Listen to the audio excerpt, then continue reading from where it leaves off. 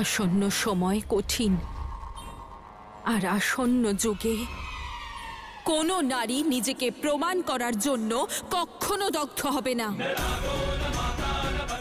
এটাই আজকের প্রয়োজনীয়তা, আর আগামী দিনেরও।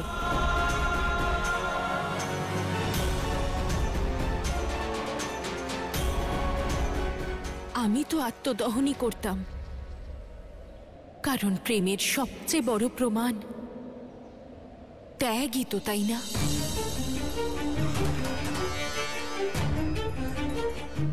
যদি নিজের অস্তিত্ব দগ্ধ করে মহাদেবের সম্মান বাঁচাতে পারতাম, তাহলে তার চেয়ে বড় ত্যাগ ভালোবাসায় আর কি হতে পারে?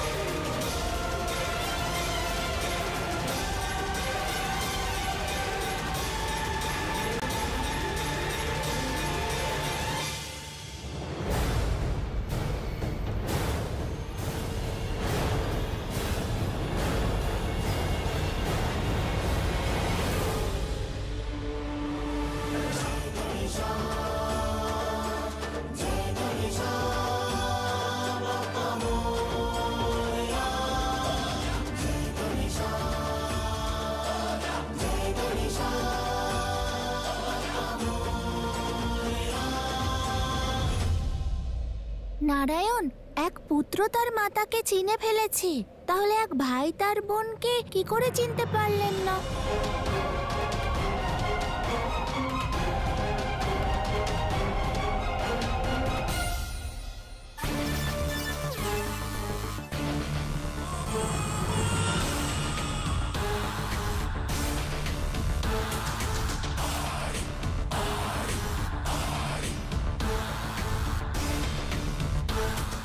পুত্র,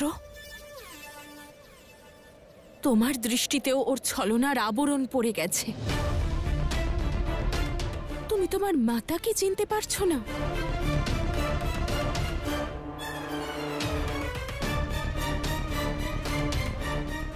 বিঘ্নহর্তা আর মঙ্গলকর্তা নিজের মাতার আশীর্বাদেই হয়েছে। এই গণেশ শুভতার প্রতীক, অশুভ শক্তির দ্বারা প্রভাবিত হয় না। সত্য আর মিথ্যার বোধ আছে আমার। নারায়ণ, ভুল করবেন না, আমার সিদ্ধান্তের ওপর ভরসা রাখুন।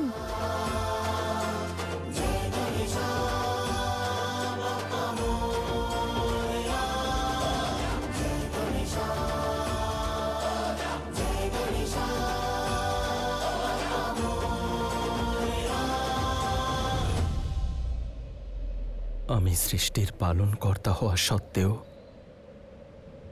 দ্বিধাগ্রস্ত। আমি সিদ্ধান্ত নিতে পারছি না।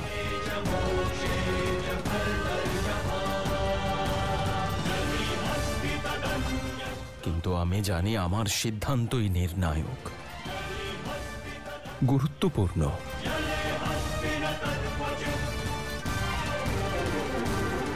তাই আমি জ্ঞান আর বিবেকের দেবতা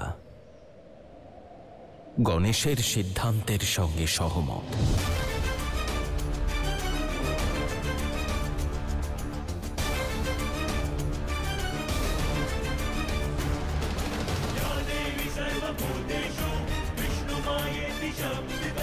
Namaste, namaste, namaste.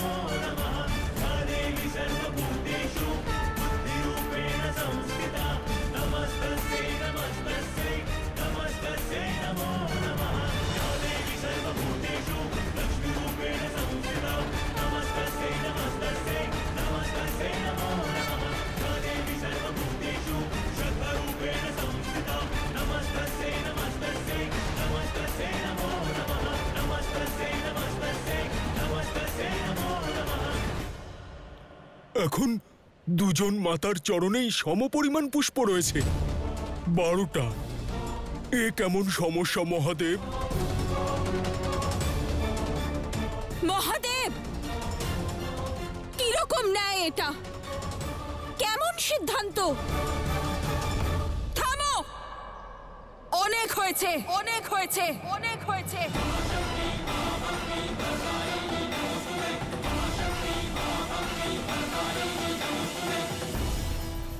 পিতা, তুমি মাতাকে কি করে চিনতে পারলে না? যখন দুই ভাই মিলে কোনো সিদ্ধান্তে পৌঁছতে পারোনি, তাহলে আমি কিভাবে কোনো সিদ্ধান্তে পৌঁছতে পারি? সর্বপ্রথম তোমরা দুই ভাই একমত হও, তারপর আমি সিদ্ধান্ত নেব। আমি সিদ্ধান্ত নেব। আমি সিদ্ধান্ত নেব।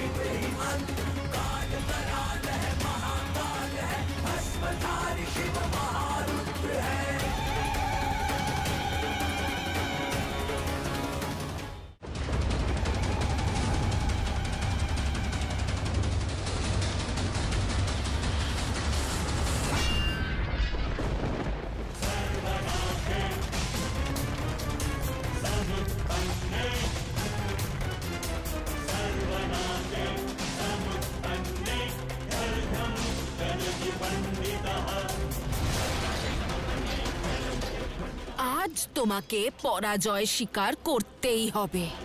তুমি চাইলেও নিজের সত্য প্রমাণ করতে পারবে না।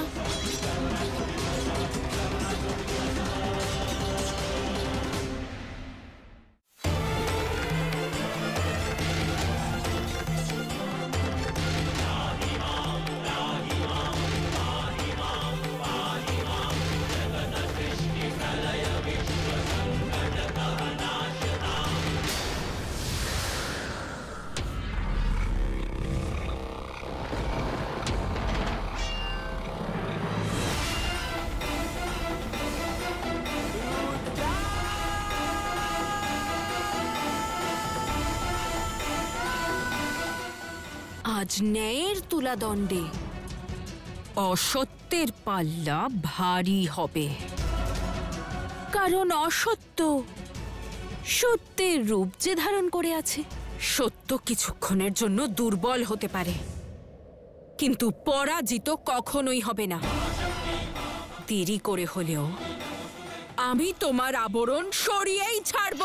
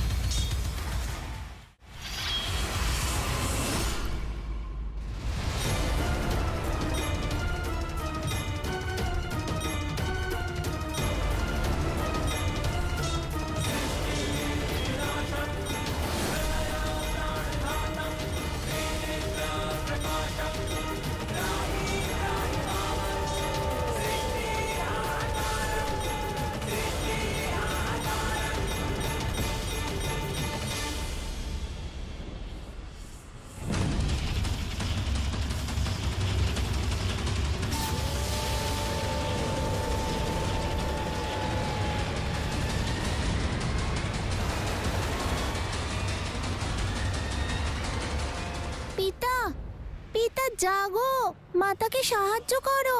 ওনার এখন তোমার সহযোগিতার প্রয়োজন। শক্তির এখন তার শিবকে প্রয়োজন। পিতা, চোখ খোলো না।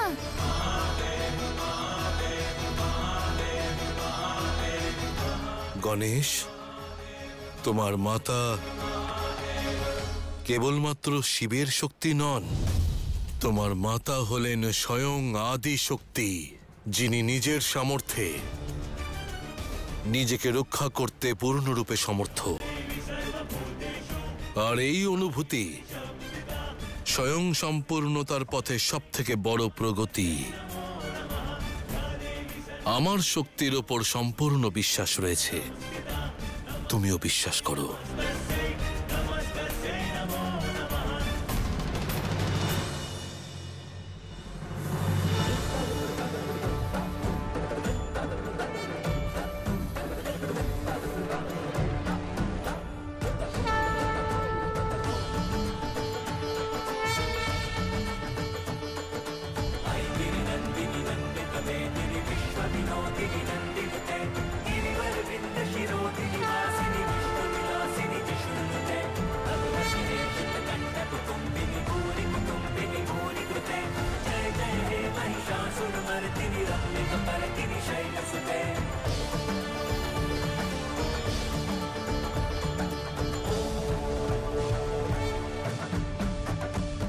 আরে বাহ, একটু শীঘ্রই পরাজয় স্বীকার করে নিলে না?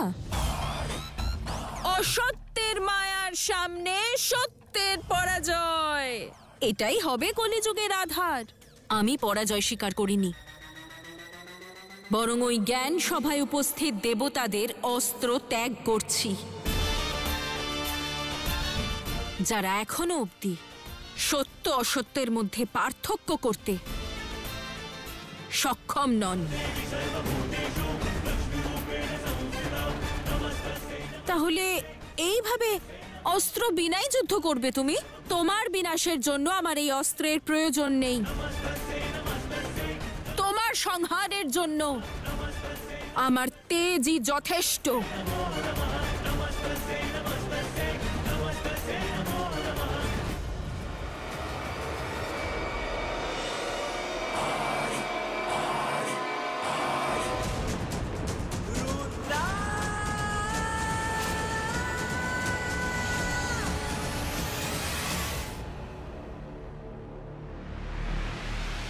যদি আমি অসহায় পার্বতীর উপর আক্রমণ করি, তাহলে সবাই বুঝতে পেরে যাবে যে আমি শক্তি নই, ছলনাকারী।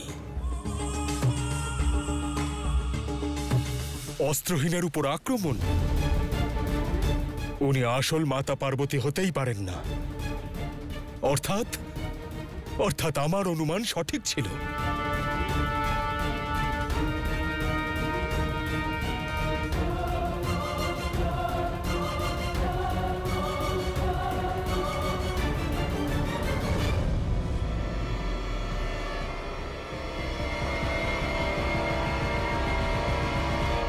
তুমি অস্ত্রত্যাগ এই জন্যই করলে না, কারণ তুমি জানো যে শিবের শক্তি কোনো নিরস্ত্রের উপর প্রহার করতে পারে না। কিন্তু তুমি যুদ্ধের নিয়ম কবেই বা মানো? নাও, এখন শিবের শক্তিও নিরস্ত্র। এবার সমান যুদ্ধ হবে। করো আমার বিনাশ। আমি প্রস্তুত, প্রস্তুত আমি।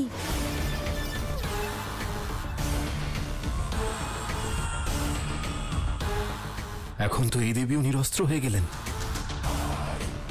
এভাবে বাস্তবিক আদিশক্তি কে তা আমরা বুঝবো কি করে? এই মায়াবী তো খুবই ধূর্ত। মাতা এখন কি করে প্রমাণ করবেন যে উনিই সত্য? আমি তোমার সংহার করে ওই জ্ঞান সভার সন্দেহ চিরকালের জন্য অমর করে দেব না। আর ওনাদের এটা ভাবতে বাধ্য করব না যে হয়তো তুমি সত্যি পার্বতী ছিলে।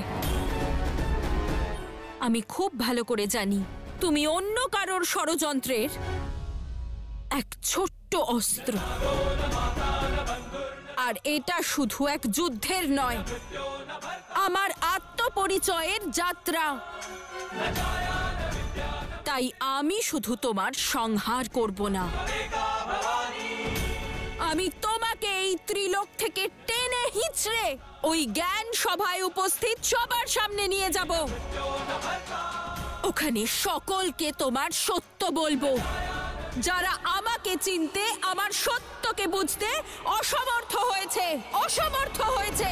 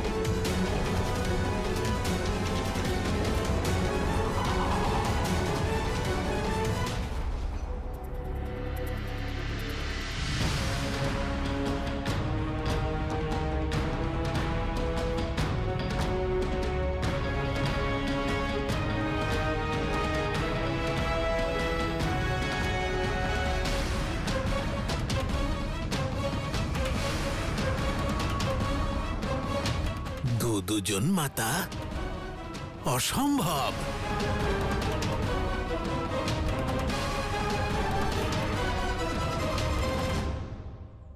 নারায়ণ, এই পুত্র তার মাতাকে চিনতে পেরেছে। দয়া করে আমার সিদ্ধান্ত মেনে নিন আর এই দ্বন্দ্ব সমাপ্ত করুন নারায়ণ। ওই যে উনি হলেন আমার মাতা, বিশ্বাস করুন। তোমার বিশ্বাস আমাকে শক্তি দেবে গণেশ, কিন্তু সিদ্ধান্ত নেওয়ার ক্ষমতা নয়। ধৈর্য ধরো, সত্য শীঘ্রই সর্বসম্মুখে আসবে। সংসারের সম্মুখে সত্যকে অসত্য করে তুলতে হবে।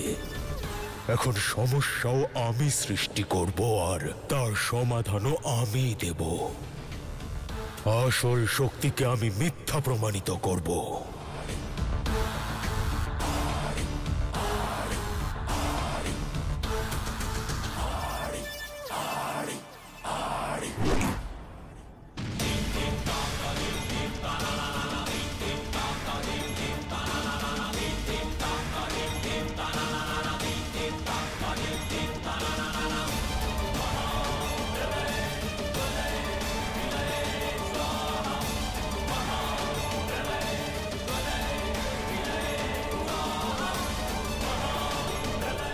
বাঁচাও, বাঁচাও।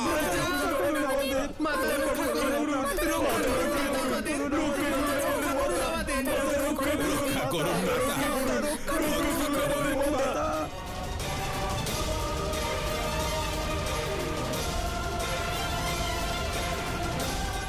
গণেশ, আমাদের সাহায্য করা উচিত ওদের।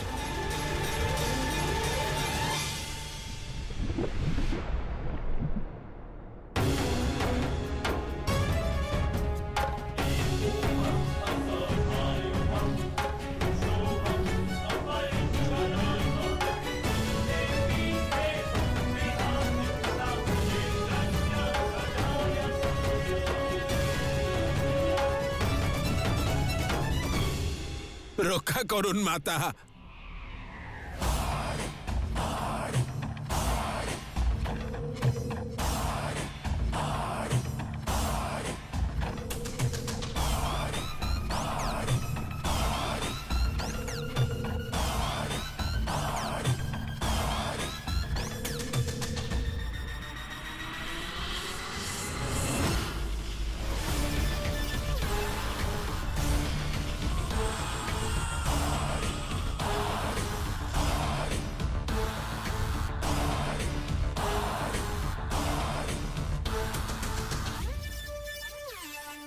মাতা দুর্গার জয়, মাতা দুর্গা, মাতা দুর্গা জয়।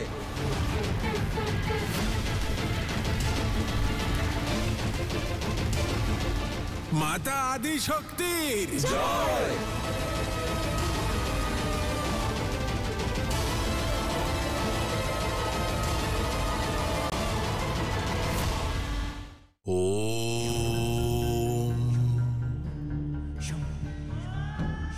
এই সংসারের সকল মানুষের কেবল একটি অভিলাষা, শান্তি। কিন্তু শান্তির এমনও একটি রূপ আছে যা কেবল আবশ্যক নয়, অনিবার্য। আর তা হল গৃহশান্তি। এ কেবল গৃহে আয়োজিত ধার্মিক অনুষ্ঠানের নাম নয়, এ হল গৃহের পরিবেশের পবিত্রতা। যেমন মন্দিরে প্রদীপ প্রজ্বলিত করলে অন্ধকার দূর হয়, ঠিক তেমনি গৃহশান্তি দ্বারা গৃহে করুণা, সহযোগিতা আর সুখের প্রকাশ ছড়িয়ে পড়ে।